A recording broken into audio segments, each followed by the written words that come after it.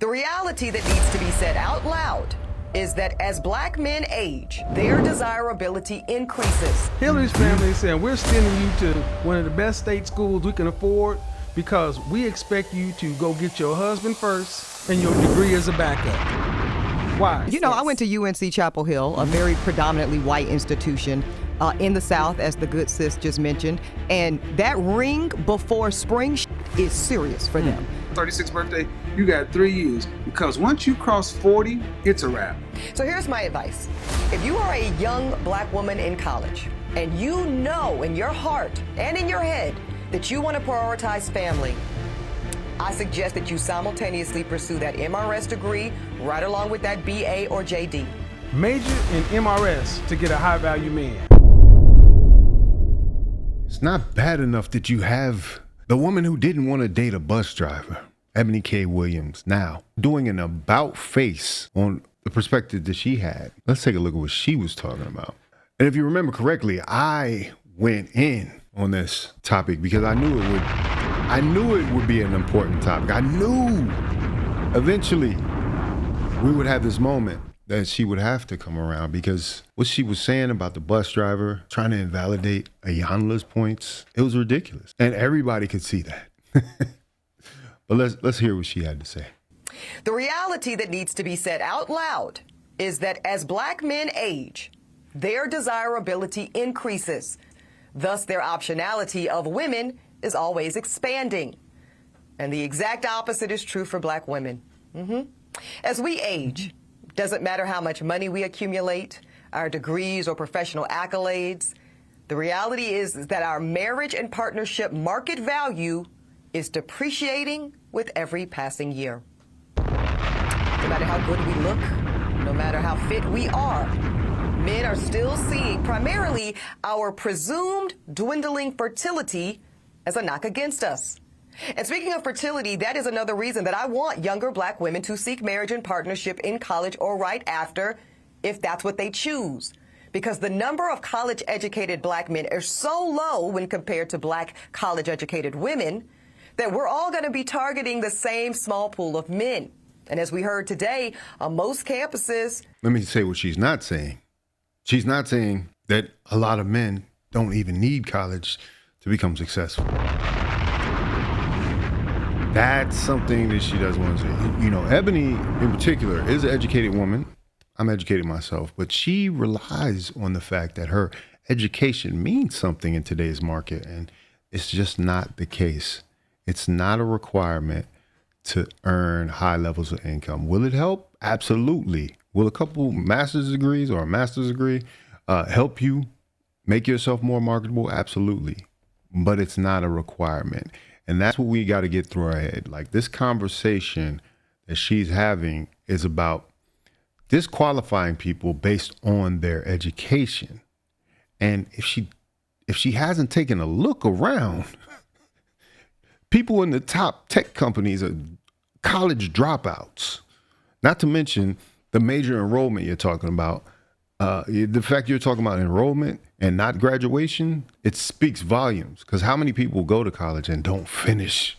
Targeting the same small pool of men. And as we heard today, on most campuses, there's like 7 black women students for every 1 black man student. Y'all do the math. So here's my advice. If you are a young black woman in college and you know in your heart and in your head that you want to prioritize family, I suggest that you simultaneously pursue that MRS degree right along with that BA or JD.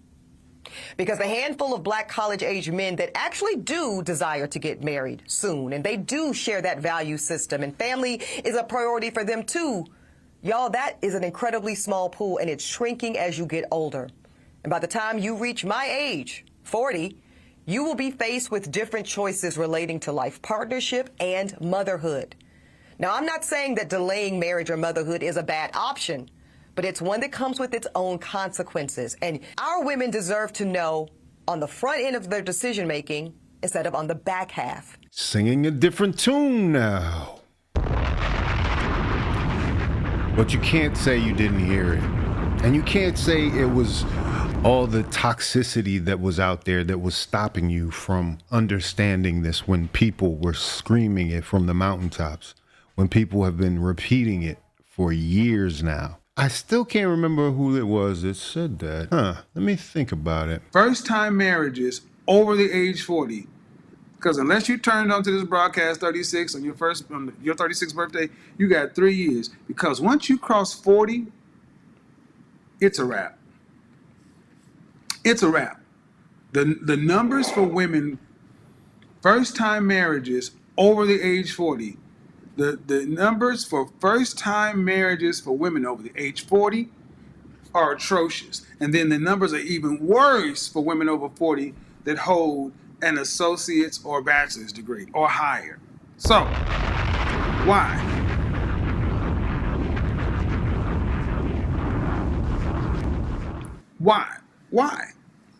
Why? Because, like anything else, human nature. I mean, this part isn't your fault, ladies.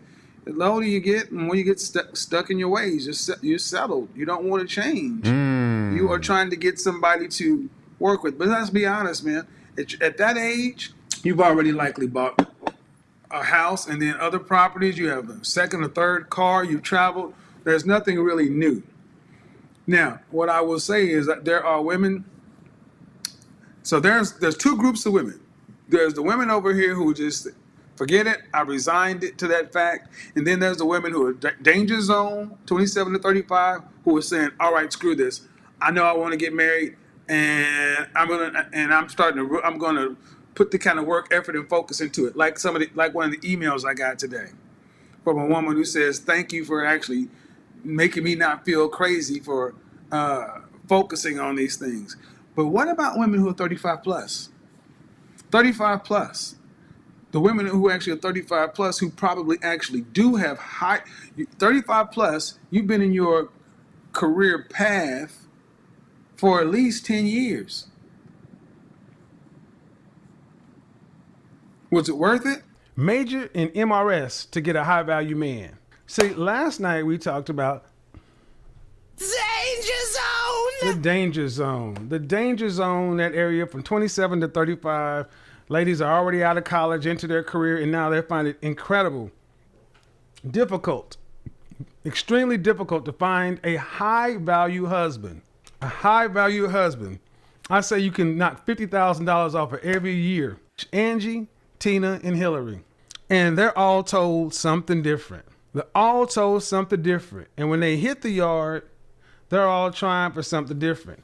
Angie's mama, they told her, don't worry about no man. Keep your legs closed. Get in there. Keep your head down. Get your degree. Exactly.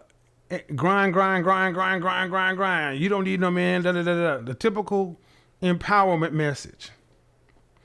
Tina's parents, they told her a little bit of the same thing, but then also told her, go have some fun and keep your eye out in case you run into a good candidate on the yard. You know, get your degree. Make sure you get something that you're gonna be able to fall back on, but keep your eye out just in case. But Hillary's family saying something completely different. Hillary's family is saying, we're sending you to one of the best state schools we can afford because we expect you to go get your husband first and your degree as a backup. Why? Hillary is going to school to major in MRS, marriage.